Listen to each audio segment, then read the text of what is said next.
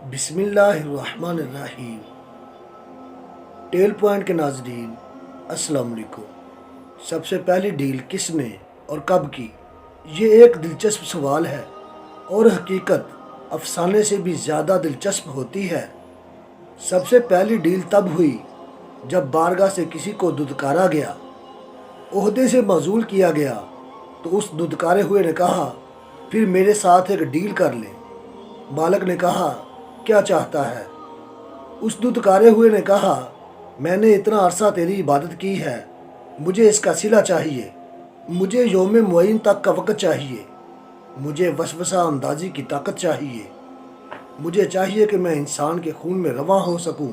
مالک ارض و سما نے کہا جا، تجھے سب کچھ دیا، تو نظر بھی نہیں آئے گا، تو وسوسہ اندازی بھی کر سکے گا، تو انسان کے خون میں رواں بھی ہو سکے گا، اور وقت معین یعنی یوم حشر تک تجھے موت بھی نہیں۔ تو یہ تھی پہلی ڈیل جو ایک دھتکارے ہوئے نے مالک ارض و سما سے کی تھی، جس کا مقصد صرف لوگوں کو گمراہ کرنا، برائی کی طرف لے کے جانا اور اپنے ساتھ جہنم میں لے کے جانا تھا۔ جب نوح علیہ السلام نے اپنی قوم کو حق کی دعوت دی، زمین پر فساد مچانے سے منع کیا اور انصاف کا حکم دیا، تو سب جگیردار اور وڈیرے آپ کے دشمن بن گئے۔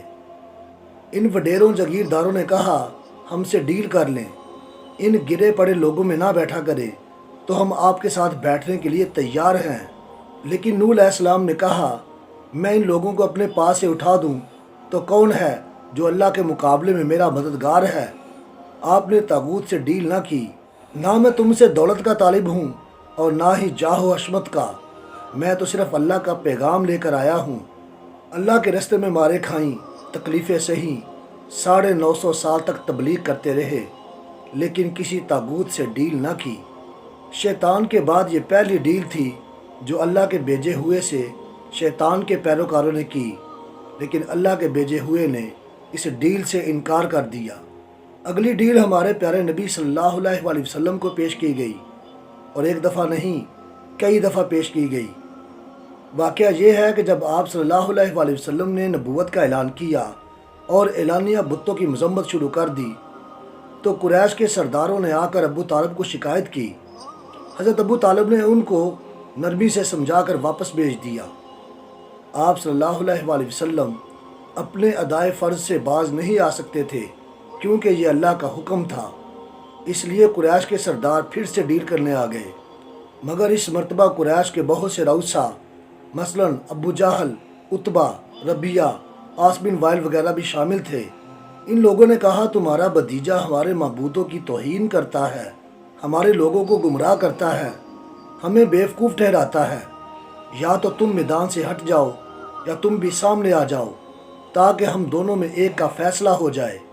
جب حضرت ابو طالب نے دیکھا کہ معاملہ بہت نازک ہے اور قریش بہت بفرے ہوئے ہیں، تو آپ نے صلی اللہ علیہ وآلہ وسلم کو بڑے پیار سے سمجھایا جانے ہم، مجھ پر اتنا بوجھ نہ ڈالو جو میں اٹھا نہ سکوں۔ رسول اللہ صلی اللہ علیہ وآلہ وسلم کی ظاہری پشت پناہی تو ابو طالب ہی کر رہے تھے۔ جب آپ صلی اللہ علیہ وآلہ وسلم نے دیکھا کہ ان کے قدم بھی ڈگمگا رہے ہیں، تو آپ صلی اللہ علیہ وآلہ وسلم آپ دیدہ ہو کر کہنے لگے اگر یہ لوگ میرے ایک ہاتھ پر سورج اور ایک ہاتھ پر چاند بھی لا کر رکھ دے تو میں اپنے فرض سے باز نہیں آؤں گا۔ یا تو خدا اس کام کو پورا کرے گا یا میں اس پر اپنی جان نثار کر دوں گا۔ آپ صلی اللہ علیہ وآلہ وسلم کی پر اثر آواز نے ابو طالب پر گہرا اثر کیا۔ حضرت ابو طالب نے کہا جا جا کے اپنا فرض پورا کر لے، کوئی تیرا بال بھی بیکا نہیں کر سکتا۔ جب یہ ڈیل بھی ناکام ہو گئی تو ابو جہل نے ایک ہنگامی میٹنگ کال کی اور کہا کہ ہم کب تک محمد کے بارے میں صبر کیے بیٹھیں گے، جبکہ اس کے پیروکاروں کی تعداد روز بروز کم ہونے کی بجائے بڑھتی جا رہی ہے۔ ابو جہل نے کہا کہ یہاں بیٹھ کر مشورہ کرنے کی بجائے کوئی سخت کارروائی کرنی چاہیے، اور اگر اس کے لیے ہاشم قبیلے سے جنگ بھی کرنا پڑی تو کریں گے۔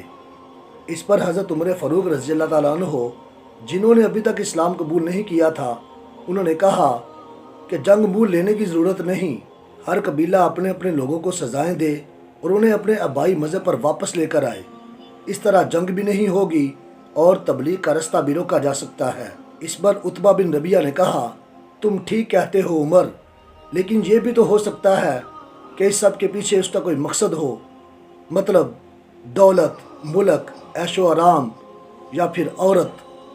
अगर मैं उसके सामने जाकर ये पेशकश रखूं तो कैसा है, और अगर वो इनमें से कुछ भी मांगे तो हम उसको दे देंगे और बदले में उसे कहेंगे कि तबलीग छोड़ दे। अबू जहल ने कहा, अगर वो ना माना तो फिर? उतबा बिन रबिया ने कहा, तो फिर जैसे तुम्हारी मर्जी, जो चाहे करना। उतबा बिन रबिया आप सल्लल्लाहु अलैहि वसल्लम के पास पहुंचा और उसने कहा, आप बेहतर हैं या अब्दुल मुतलिब? अगर अब्दुल मुतलिब बेहतर है तो वो उन खुदाओं की इबादत करता है जिन्हें तुम नहीं मानते, और अगर आप बेहतर हैं तो आप मुझे बताएं कि आप कैसे बेहतर हैं। खुदा की कसम, कुरैश पर ऐसी मुसीबत कभी नहीं आई। लोग आपस में लड़ झगड़ रहे हैं, बेटा बाप का दुश्मन बना हुआ है और भाई भाई का गला काटने पर तुला हुआ है। ऐसा लगता है ये तो आपस में ही लड़ झगड़ कर मर जाएंगे, बर्बाद हो जाएंगे। हमें बताओ तुम्हें क्या चाहिए? अगर गरीबी की शिकायत है तो हम तुम्हें इतना मालो दौलत देंगे कि तुम कुरैश के सबसे अमीर इंसान बन जाओगे। अगर मुल्क की ख्वाहिश है तो हम तुम्हें अपना बादशाह बनाने पर भी राजी हैं। अगर औरतों की चाहत है तो आप पूरे कुरैश में से 10 हसीन औरतें चुन लें, हम आपके निकाह में देने के लिए तैयार हैं। इस पर आप सल्लल्लाहु अलैहि वसल्लम ने सूरह हामीम सजदा की कुछ आयात तिलावत की, जिनका मफहूम कुछ ये था कि ऐ मोहम्मद कह दीजिए, क्या तुम उस खुदा का इनकार करते हो जिसने 2 दिन में ज़मीन बनाई और तुम खुदा का शरीक करार देते हो? वही सारे जहान का परवरदिगार है। जब उतबा वहाँ से वापस आया तो उसका चेहरा उतरा हुआ था, उस पर कलाम इलाही का गहरा असर था। उसने कहा, खुदा की कसम, मैंने ऐसा कलाम कभी नहीं सुना। मोहम्मद ना तो शायर है, ना ही काहन और ना ही जादूगर। मेरा मशवरा ये है कि उसे उसके हाल पर छोड़ दो। अगर अरब कबाइल उस पर गालिब आ गए तो वो उसे वैसे ही मार डालेंगे और तुम्हारा काम ऐसे ही हो जाएगा, और अगर उसने फतह पा ली तो उसका मुल्क तुम्हारा मुल्क होगा और उसकी इज्जत तुम्हारी इज्जत। अबू जहल ने कहा, लगता है तुम पर भी उसके मीठे बोल का असर हो गया है। उतबा बिन रबिया ने कहा, मैंने सिर्फ अपनी राय पेश की है, बाकी तुम्हारी मर्जी। जब यह डील भी नाकाम हो गई तो उन्होंने कहा, आप ये जो पैगाम लेकर आए हैं ये बड़ा सख्त है, इसके कवानीन बड़े सख्त हैं।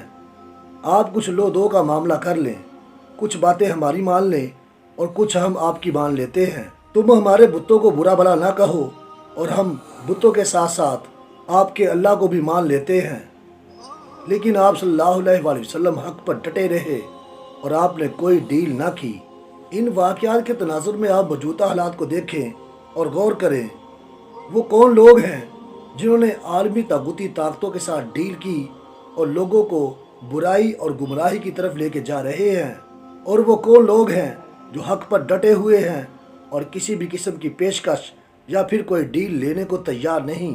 तागूत से डील करके लोगों को बुराई के रास्ते पे लेके जाने वाले, गुमराह करने वाले और जहन्नम में लेके जाने वाले दुधकारे हुए के पैरोकार हैं, और हक पर डट जाने वाले और किसी किस्म की डील और पेशकश कबूल ना करने वाले सुन्नत रसूल अदा कर रहे हैं।